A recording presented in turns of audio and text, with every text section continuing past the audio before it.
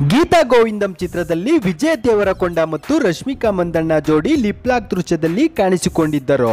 ಈ ವೇಳೆ ರಕ್ಷಿತ್ ಶೆಟ್ಟಿ ಅಭಿಮಾನಿಗಳು ತರಾಟೆಗೆ ತೆಗೆದುಕೊಂಡಿದ್ದರು. ಅಲ್ಲದೆ ರಕ್ಷಿತ್ ಶೆಟ್ಟಿ ಮತ್ತು ರಶ್ಮಿಕಾ ಅವರ ಸಂಬಂಧ ಮುರಿದು ಬಿದ್ದಿತ್ತು.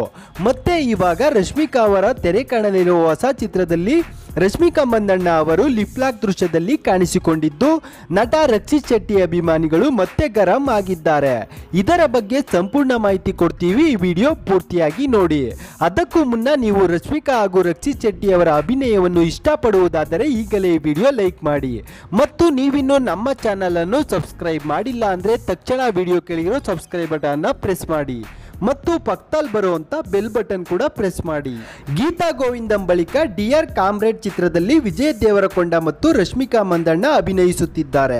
ಗೀತಾ ಗೋವಿಂದಂನಲ್ಲಿರುವಂತೆ ಡಿಯರ್ ಕಾಮ್ರೇಡ್ ನಲ್ಲಿಯೂ ಲಿಪ್ಲಾಕ್ ದೃಶ್ಯದಲ್ಲಿ ಕಾಣಿಸಿಕೊಂಡಿದ್ದಾರೆ.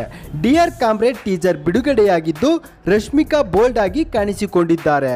ಲಿಪ್ಲಾಕ್ ದೃಶ್ಯ ರಕ್ಷಿತ್ ಶೆಟ್ಟಿ ಅಭಿಮಾನಿಗಳನ್ನು ಮತ್ತೆ ಕೆರಳಿಸಿದೆ ಎಂದು ಹೇಳಲಾಗಿದೆ. ಡಿಯರ್ ಕಾಮ್ರೇಡ್ ಕನ್ನಡ, ತೆಲುಗು ಸೇರಿ ಬಹುಭಾಷೆಗಳಲ್ಲಿ ಬಿಡುಗಡೆಯಾಗುತ್ತಿದೆ. ರಕ್ಷಿತ್ ಶೆಟ್ಟಿ ಅಭಿಮಾನಿಗಳು ಗರಂ ಆಗಿರುವುದು ಸರಿನಾ ತಪ್ಪಾ ಎಂದು ಕಮೆಂಟ್ ಮಾಡಿ. ಇನ್ನೂ ಹೆಚ್ಚಿನ ಸುದ್ದಿಗಳಿಗಾಗಿ ತಪ್ಪದೇ ನಮ್ಮ ಚಾನಲ್ ಅನ್ನು ಸಬ್ಸ್ಕ್ರೈಬ್ ಮಾಡಿ.